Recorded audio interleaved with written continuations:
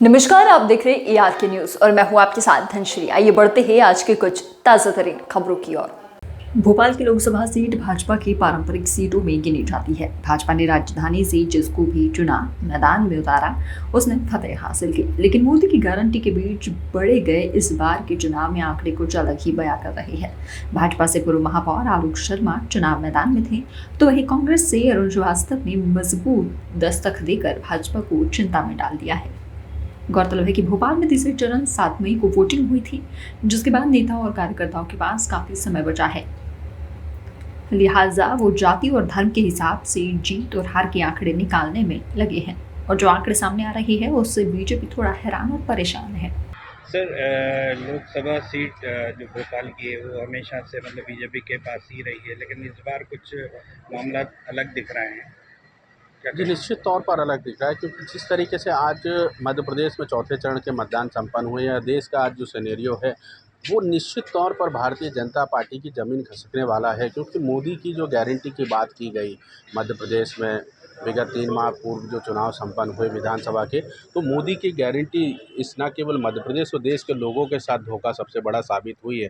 क्योंकि मध्य प्रदेश की बहनाएँ आज पूछ रही हैं कि कमल का फूल क्या मेरा इतनी बड़ी भूल कि जो सिलेंडर हमें मनमोहन जी की सरकार में 350 का मिलता था, आज उन्हें 1000 का क्यों खरीदना पड़ रहा है। युवाओं को 2 करोड़ रोजगार देने की बात थी, किसानों को 3100 रुपये की फसल खरीदने की बात थी, तो लोग अपने आप को ठगा हुआ महसूस कर रहे हैं।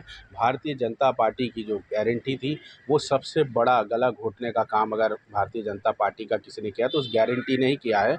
जनता परिवर्तन की ओर देख रही है। जनता इस बात से देख रही है कि भारतीय जनता पार्टी कहती कुछ है, करती कुछ और है। आंकड़ों की बात करें तो भोपाल में करीब 5 लाख मुस्लिम वर्ग के लोग हैं, 1.5 लाख से ज्यादा कायस्थ समाज के लोग हैं। भोपाल में कुल 13,29,205 वोट पड़े हैं।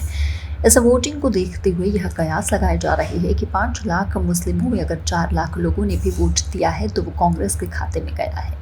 इसी तरह करीब 1.5 लाख कायस्थों में 50,000 वोट कांग्रेस के खाते में गया होगा। माना यह भी जा रहा है कि इतने बड़े भोपाल में करीब 1 से 1.5 लाख वोट कांग्रेस के कार्यकर्ताओं और अन्य लोगों के हैं। आंकड़ों के हिसाब से कांग्रेस करीब 6.5 लाख के आसपास वोट पाती हुई दिख रही है और कुल वोट 13,29,000 की पड़े हैं। इन आंकड़ों को माना जाए तो इस बार भोपाल में कमल संकट में दिखाई दे रहा है।